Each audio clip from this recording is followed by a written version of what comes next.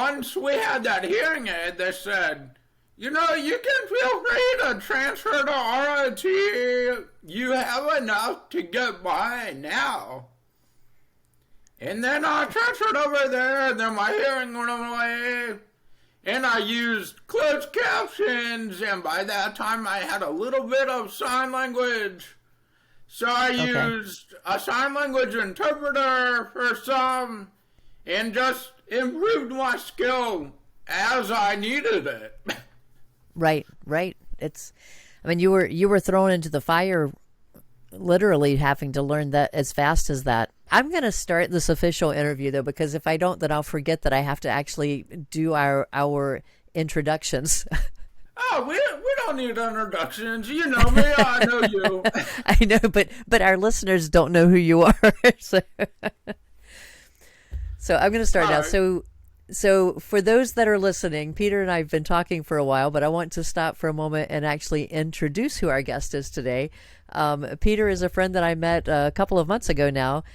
We just happened to run into each other when I was at work one day, and I enjoyed talking with him so much that I wanted to see if he would come on to the Prairie Chronicles and tell you more about his own life. So Peter Burton is our guest today. And Peter, if you would like to introduce yourself to us. All right. Hey, everybody. So I'm not awesome at the first icebreaker introductions, but here it goes. I am pushing the 30-year mark. I am 29 years old, grew up in Swansboro, North Carolina.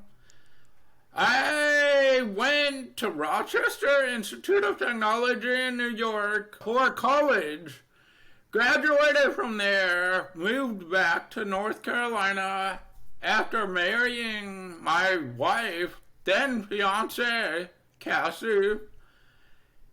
She is lab science here. I'm a new product introduction design engineer here for Avantor fluid handling. We have 4 cats, and oh, by the way, why I fit into this little podcast is I have many challenges to my life. You might notice, hey, my face is shut off over here, closed eye, whatnot. I'm actually deaf completely and don't see out of my right eye, so I have blind too. I've had numerous brain surgeries, spine surgeries. I have a disease called Neurofibromatosis type 2. And I'm sure we'll expand on that later, but for short, it's NF2. And that's a little bit about me. You're listening to the Prairie Chronicles, a podcast that supports parents of children with disabilities by sharing the stories of individuals who have grown up with disabilities and the organizations available to help parents along the way. Stay connected with us by clicking the subscribe button and leave us a comment if you want to join in on the conversation. So let's jump into this. What is NF2? You gave us the name of it, but what actually is it? So NF2, how I explain it to people that I don't feel like elaborating on is it's cancer without the word cancer. Now let's dig into what it actually is. Neurofibromatosis, it generates tumors all throughout your body. Anywhere there's nerves, you can get schwannoma tumors. Primarily, how it's diagnosed is you have tumors on the acoustic nerve, which in turn has you be, from surgery, deaf. That's kind of a cause and effect of this. NF2 is actually because of a protein malfunction. Part of the gene changes that protein. Everybody has a protein that suppresses tumor growth. Well, NF2 actually pretty much shuts that gene off, that protein off. And so that lets tumors run wild. Most of them are benign tumors, but as you see, my life right now, majority of tumors will have some kind of impact. You could have simple ones that just get removed, but that's really sensitive until I get it removed. There's ones in the brain, there's ones in my spine, there's ones in my legs, wherever there's nerves. And they're all going to impact in different ways with different treatments. So I have multiple sclerosis, and that also affects the nerves, but it eats away the nerve. So in your case, it's not harming the nerve, it's growing on the nerve. Is that correct? Yes, they're called nerve sheath tumors, usually. And the tumor, if you have a nerve, the tumor will be inside of that nerve and grow, cause that nerve to expand and stretch. So is it also cutting off the signal from that nerve? Any signal with that nerve will be different, such as right now, I have hypersensitive on my left leg. One of the tumors somewhere is causing that. But if I'm in bare feet and I change from carpet to tile, and I don't make mental note of it, that shock of change will send a spasm up my leg. So the signals, majority of them will just cause the signal to be changed how it normally would be set.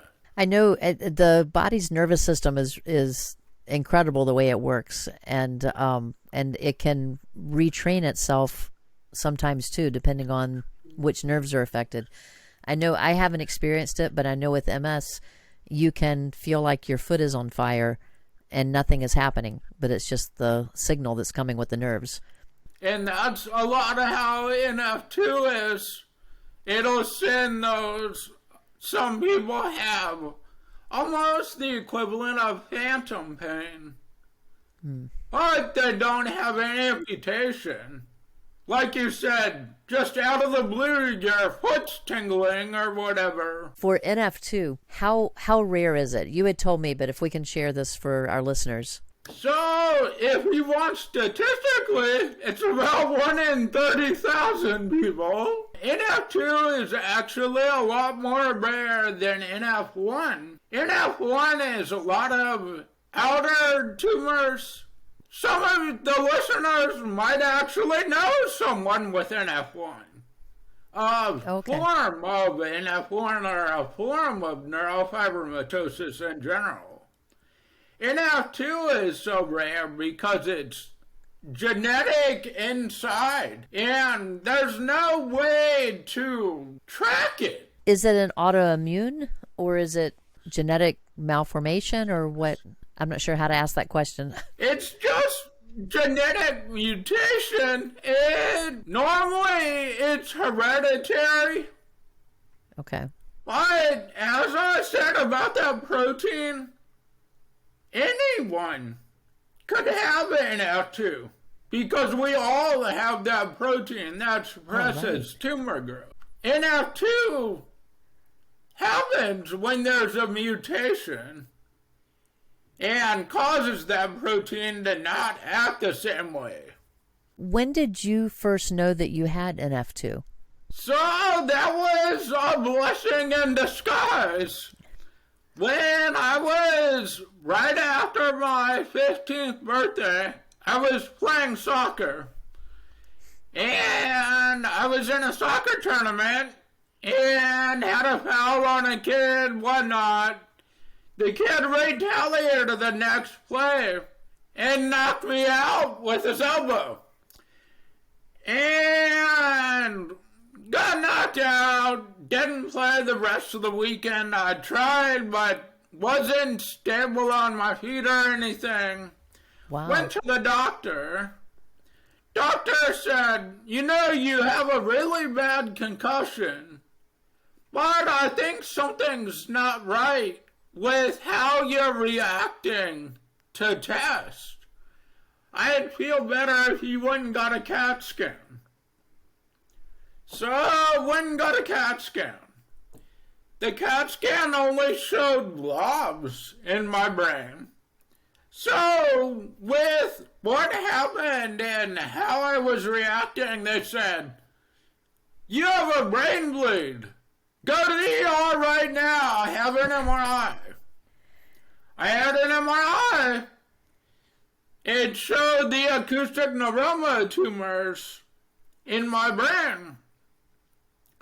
From there, it trickled down tons. And that's how NF2 came to light. So, although I got knocked out, it was definitely worth it. So if that had not happened, how long do you think it would have been before you had any symptoms? So that's unknown, honestly. So a little bit more onto that. They were originally going to operate on my brain right away because those tumors were large in compressing the brainstem. Oh. And one of the surgeons that was going to do surgery said, I think he needs a full back MRI. There's abnormal widening at the brainstem where it connects to the spinal cord. Had that MRI and it showed a 32nd of an inch spinal cord fluid was flowing still. There was a tumor in my spinal cord, inside of the cord. Wow. And when they told me go to Boston right away, have surgery on that. When I saw the doctor, he said, you don't have any symptoms, your legs aren't weak, anything? I said, no, I was playing soccer. Yeah. And I got knocked out. He said, you shouldn't have been walking. Wow. He said at any time I could have fallen wrong on my head and it would have hinged enough to stop the flow of spinal cord fluid. Wow. So, I mean, that timing probably couldn't have gotten much better than it did. That's a pretty serious risk that you didn't even know you were taking. That I am thankful for. But at the same time, I was 100% doing 100% what I wanted to do in my life at that time. Going to the beach, going in water, playing soccer, whatever. There was no limitations on life. How has NF2 impacted your life since then? I was anticipating this question, and that's why I said the limitations part. Because some of the listeners might say, yeah, he lives a limited life now. He can't go to the beach, can't go underwater, can't do this, can't do that, can't hear, whatever. All of those limitations in my life, I'm an engineer. I've had to think outside of the box on many of those limitations. How can I get past that limitation? And that, you ask how it's affected my life. Do I have bad days? Sure. Everybody has bad days. Mm-hmm. But in all honesty, I found the woman of my dreams, married her, I graduated college, I have a job in the field that my degree is in. If anything, it's just made me work harder. That's what NF2 has done in my life. I like that attitude. It is, I mean, your life is your life. So it sounds, and I've seen this in you already between our emails and our conversations. You're making the most of your life, and it's because this is your life.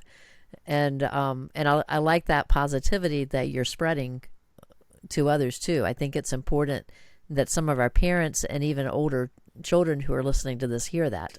I just feel like gotta make the most of the cards that were dealt. And I mean, even before NF2, that's how I looked at life. And that has gotten me to where I am now. And it's thankful that I have the support system that I do that re-emphasizes that on the bad days that I mentioned. Well, I meet people and I find everyone either seems to approach life with their glass half full or half empty. And my guess is that yours is always half full. So mine's half full, but I know that my glass is half empty too.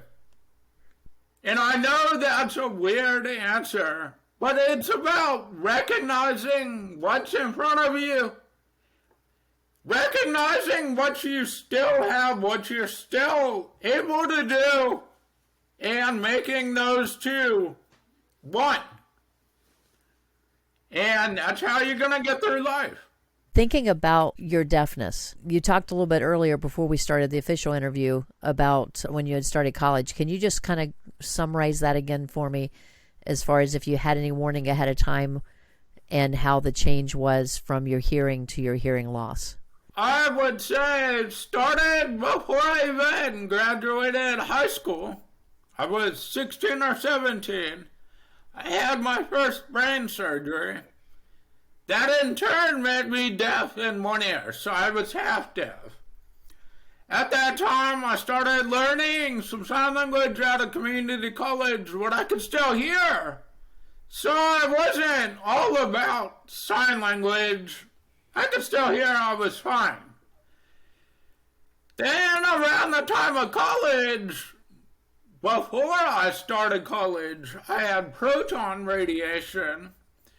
And at that time, I went in with half of my hearing. And after proton radiation, they don't know if the proton radiation hit the other nerve or what happened. But my hearing slowly decreased. And decreased to the point of when I started college, I had the sense of I don't have any hearing left. After about 2 months in college and only being comfortable with finger spelling, sign language, all of my lessons, everything were in sign language. So I'm flopping like a fish, trying to grasp onto something.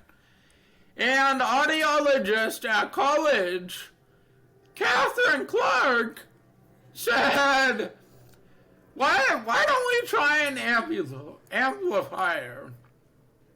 And this amplifier was very high tech. And lucky enough, Rehab helped to pay for it. And that gave me a little bit of hearing that I didn't even know I had for maybe 6 months. And then my hearing eventually went completely. They couldn't turn the amplifier up anymore or anything. But in that 6 months, I was able to transfer over to academic side of college hearing classes. I was able to pick up enough sign language to get by, and constantly being immersed in it back in my dorm let me learn it in no time. But because of that little bit of hearing that I had just a little bit in college, it was kind of 6 months of prep for the real college when I had more in-depth classes and I was actually understanding things. When you first were losing your hearing, what was your first reaction to that? Did you just kind of take it in stride, or was that a hard report to get? Honestly, when I first became half-deaf, I had good friends. I had friends that would joke with me and talk on this side, and I could feel the breath and vibration. And they do it in a joking manner, not in a bullying manner. But they come up to me in the hallway and I don't hear them coming up. And they just talk in my ear. Oh, okay, I know someone's there, whatever. But right. That let me, in a way, just kind of merge that with my life already. So half-deaf wasn't bad. And as I lost my hearing more and more, I felt like everyone around me, friends, family, everyone wanted me to appreciate what may be their last time being heard. So they just called me out of the blue. Hey, I just wanted to talk to you while you could still hear me. Whatever. And so that was a pick-me-up about my hearing getting less, because the first thing they say on the phone, can you hear me? And I'd say, yeah, man, what's up? Or whatever. And just that little bit was nice to be able, okay, yep, still going fine.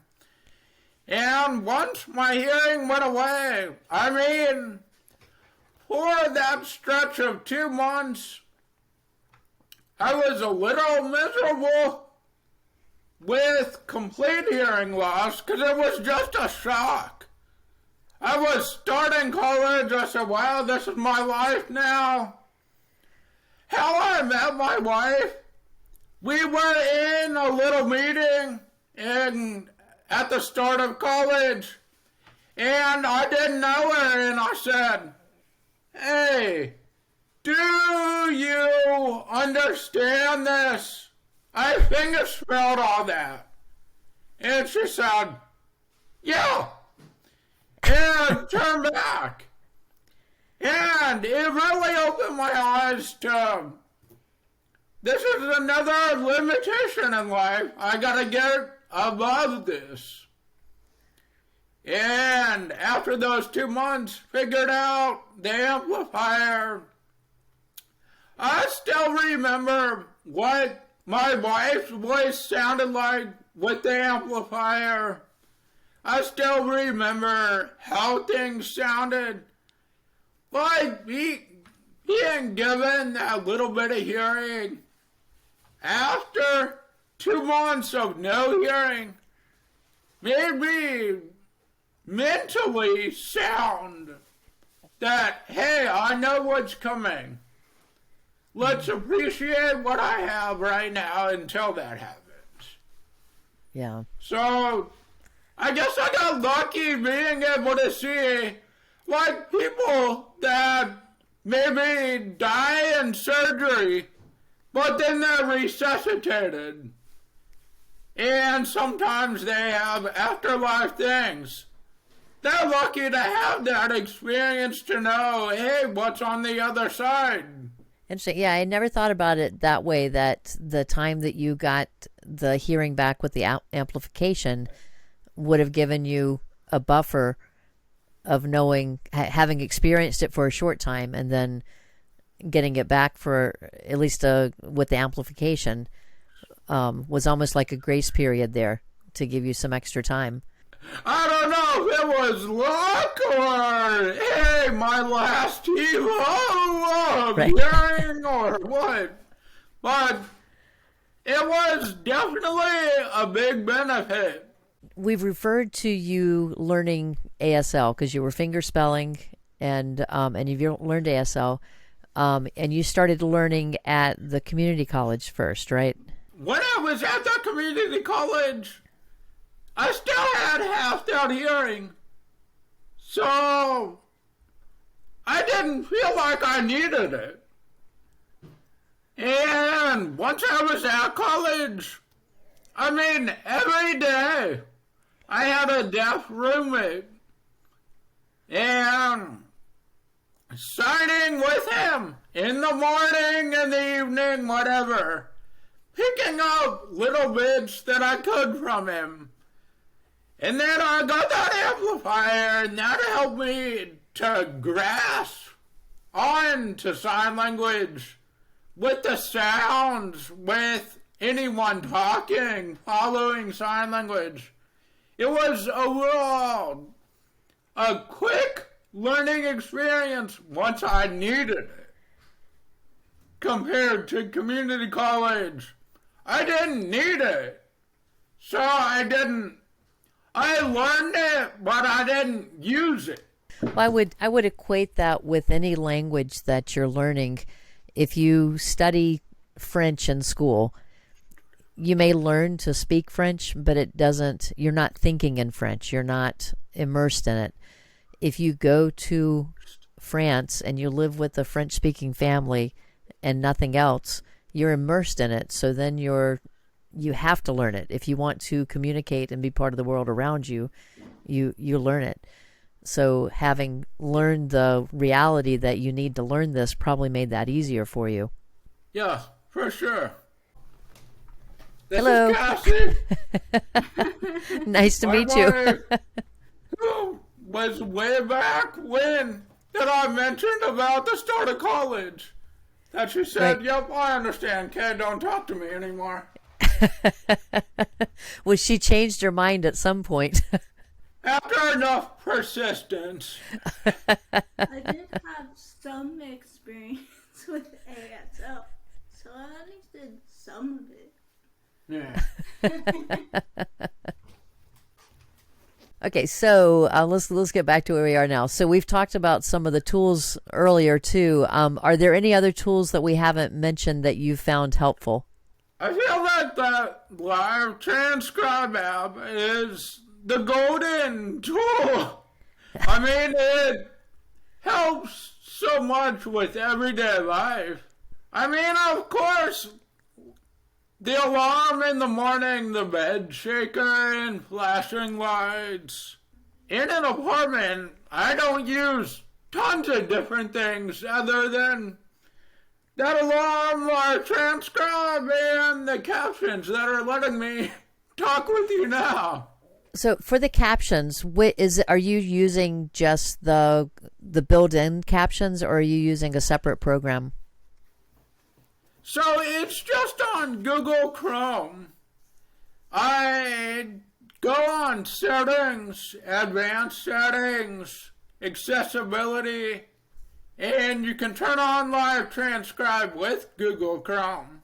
And the doorbell, too.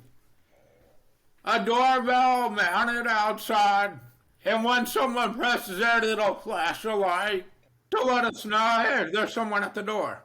Right. Do you have the flashing lights on your fire alarm? So, interestingly enough, I don't. Yeah.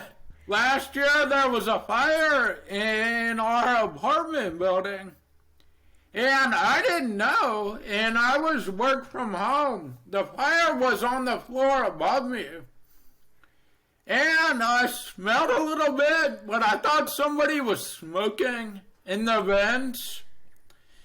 And I said, whatever, and I was working. And then all the power in my apartment got shut off. And I went outside so mad because I was using a 3D printer. I was using different screens for the computer, everything. And everything shut off. So I went outside all mad. And there's fire hoses going up the stairs and everything. I said, oh, okay. Locked my door, okay, went downstairs. So you need to get the flashing lights on your alarm. Yeah, for sure. You mentioned the alarm that you use. Is that the Sonic Bomb, or do you have a different brand?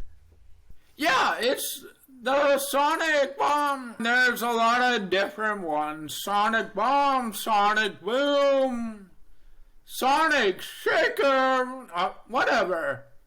And I feel like this one is actually called the Sonic Bomb. And I feel like the vibrations are better for me. I don't know if that's just me getting more adult-like and noticing them more. But it also has some LED lights that flash.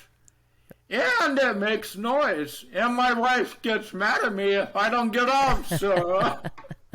For someone who may be losing their hearing, they still have their hearing, but they're in that in-between stage now. Do you have any advice for someone at that stage? Listen to your music and not on a high volume, but more of listen to the music as far as can you feel the bass? Because something that I miss, that I pick up a little bit now, I can pick up songs that I heard that I know the bass, but new music, I'm never going to follow those because I don't know what the song sounds like. And music was a big part of my life when I could hear, as I'm sure anybody that can hear is. I'd also say that any lessons that you have in sign language, don't write them off like I did with community college. I mean, even listeners that are completely hearing, if you can take sign language, take it.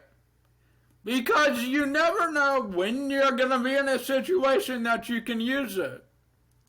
And having that ability to learn sign language from an instructor that's voicing to you as well will help your cognitive skill of sign language to learn sign language.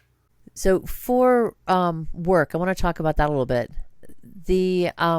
Whenever you apply for a job, do you disclose that you have a disability up front, or do you wait till later? So this was an interesting question. I actually didn't write down the answer to it because I didn't want to answer at first. I have two things that I have started doing since I came back to North Carolina and interviewed for the job that I have now.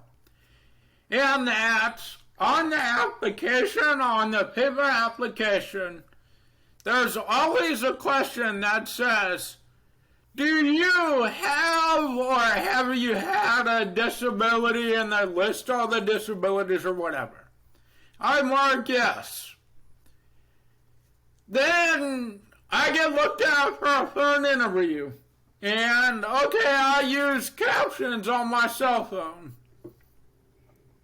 I get through the phone interview fine. Maybe they think I have a little bit of a cognitive processing because there's a pause between talking or whatever. Okay, that's fine. I have waited until I get into the interview, and then I turn on my Transcribe and set my phone there and proceed with the interview. Don't mention anything, hey, I'm deaf or whatever. I let the interviewer make their own. In life, you only get one first impression. And I feel like that gives me the most beneficial impression that I can give. I've had numerous interviews while I was still in college. I had an interview in California. The they flew me out there, interviewed fine. I interviewed with like a board of people. There was many people. I had requested an interpreter. I had multiple rounds of interviews and whatever. It was a hassle.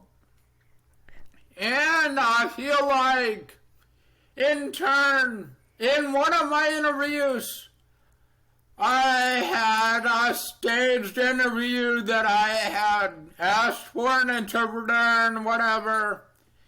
And in one of those stages, they interviewed me about like technical skills. And something that comes up in engineering is GD&T.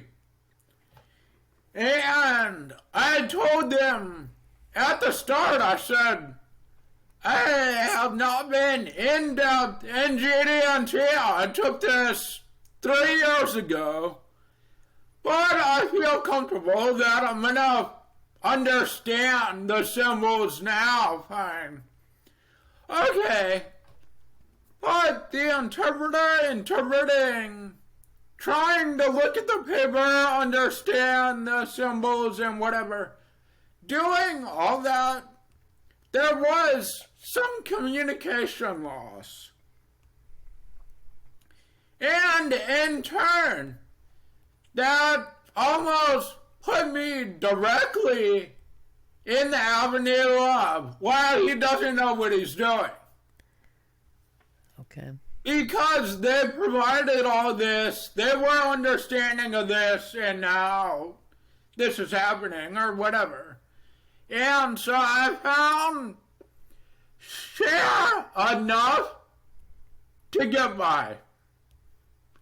And let things go how it will. Maybe in one case, my phone doesn't work. It's happened before. In the interview, I turn on live transcribe, and it doesn't work. And I say, hey, I'm deaf. I explain the situation. And I normally follow up with, it'll work better if we can go in a quiet room. Or it'll work better if I can connect to Wi-Fi or whatever. I show that, hey, I know this experience is going to happen. Let me show you again how I am bridging that. It's giving fuel to your advocacy of yourself to be treated the same as everyone else. That's going to be the biggest benefit for you, is that you hold all the knowledge. And it's your decision of when and how to communicate that knowledge. You're using some accommodations for work. Do you just use the transcription, or do you have any other accommodations? I mainly just use live transcribe. I have Microsoft Teams that our company actually uses. It has captions in there. That's what I use in virtual meetings.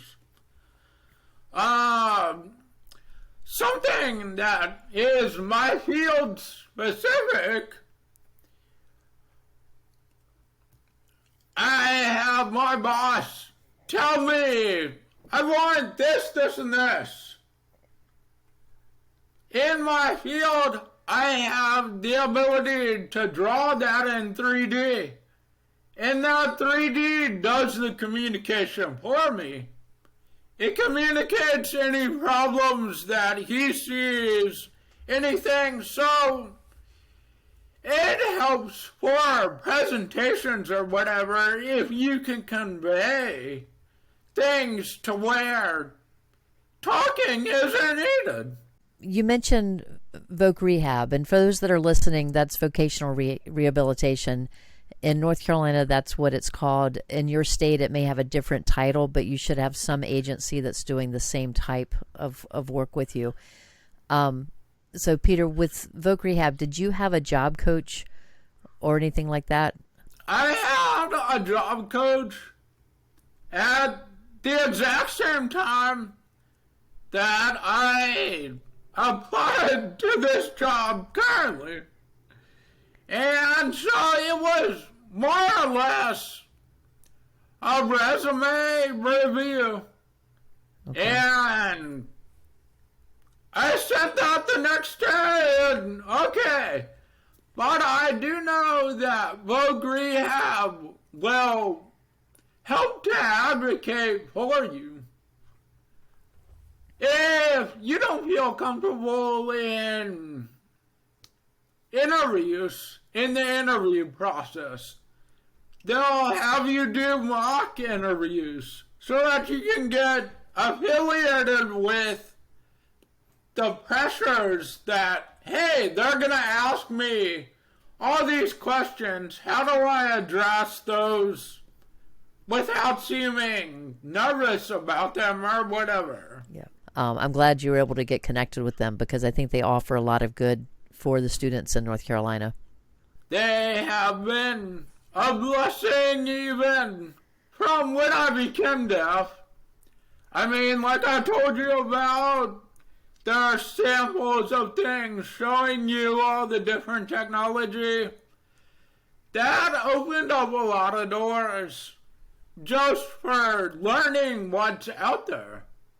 So those that are listening, I'm going to put the link for vocational rehabilitation services in the show notes so that if anyone in North Carolina that's listening is not connected with them and you have a need to work with them, you'll be able to get in touch with them.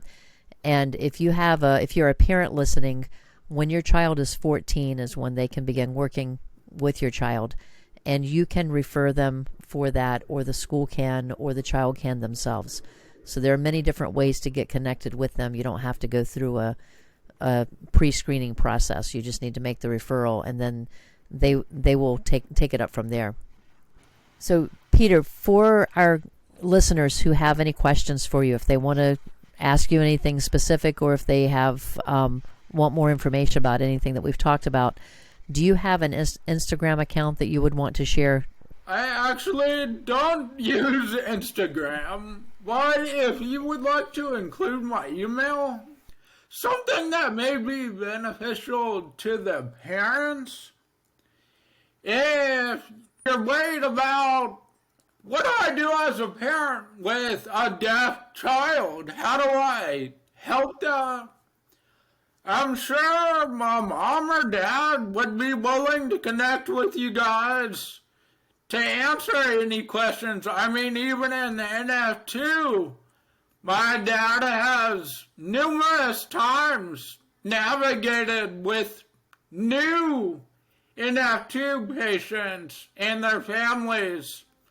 Hey, how can we help? Something as simple as Boston has the Hope Lodge, La Quinta Hotel that works with the hospital. Having that knowledge of our stay there, we know things that others may benefit from, or whatever the case may be. Don't ever be afraid to reach out and say, hey, do you know anything about going to California, the San Diego hospital there? I'd say, well, I don't, but hey, there's an NF2 person that just did something there. Let me talk to them and I'll see. Or whatever the case, I'll try to help, and my parents will too. Excellent. So those that are listening, what I'm going to do is I'll put the Water Prairie email in the show notes. Put Peter's name in the subject if you send a note, and I'll forward that directly to him. Well, then that means that it's time for our speed round. Okay, I won't be fast on this, but yep. It's okay. I call it a speed round, but well, for those that are listening, if you haven't listened to a podcast episode before, we give all of our guests the same set of 10 questions, and we call it a speed round, but it doesn't have to be fast. because it's just a list of 10 questions that have absolutely nothing to do with the interview. It's just a way for us to get to know each other a little bit better. So, Peter, I'm going to start with 3 open-ended questions, and then I'll have 7 either-or questions for you. So, first question, what is your favorite color? I'll go with aquamarine. You are my first aquamarine. I always want to be unique. There you go. All right, next question. What was the last book that you read? It ends with us. Hoover, I think is her last name. It was good, and recently I'm now reading It Starts With Us. And it's the sequel to It Ends With Us. It just came out, so yeah, reading that. So It Ends With Us came out first, and then It Starts With Us came out? Yep. Interesting. I know it's weird. I thought so too, but so far it's good. Good. All right, and so the last open-ended question, what is your favorite holiday? I'd go with Thanksgiving, honestly. Okay. And not just because of the food, but family and Black Friday the day after. Now, I've had a lot of people say Thanksgiving because of family, but you're the first one to say because of Black Friday. See, It was growing up. My mom always took me out at 3 a.m. on Black Friday. Oh, wow. All right, so the next 7 questions will be either 2 words or 2 phrases, and you choose one, or you can say both or neither. So there's no wrong answer. All right, so the first one is cake or ice cream? Ice cream. Batman or Superman? Oh my goodness, Batman, and I'm going to send you another picture so that the listeners might know me. Okay. I have a Batman truck. Oh, wow. All right, ocean or mountains? Ocean. Winter or summer? Summer. Watch a movie or read a book? 5 years ago it would have been watch a movie. Now, I'd say both just so I can get mad at the movie for not being as good as the book. Harry Potter or Lord of the Rings? Oh, Harry Potter for sure. And the last one is Twitter or Instagram?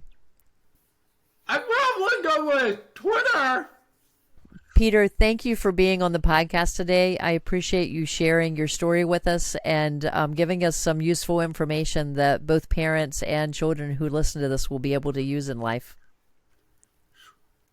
Hey, I appreciate you having me here, Tonya. I mean, when you proposed this to me, I said, wow, this is... people hear my story and my life. And, well, yeah, it has inspiration and has a show of life's challenges and whatnot. But there's never been a reach to that. So I don't public speak at places. I don't out and about with everyone. But as I told you when you asked me, I'm an open book. Whatever you want to ask, I will 100% feel free to share. This podcast is made possible by support from our listeners. If you want to help offset the cost of producing the Water Prairie Chronicles, become a supporter at buymeacoffee.com/waterprairie. You've been listening to the Water Prairie Chronicles. Any resources mentioned during this episode will be posted in the description. If you're interested in joining us as a guest, contact us through the links in the description below. Be sure to subscribe and share it with your friends. We appreciate your support as we build this resource. Thanks for joining us, and we'll see you next week for a new episode.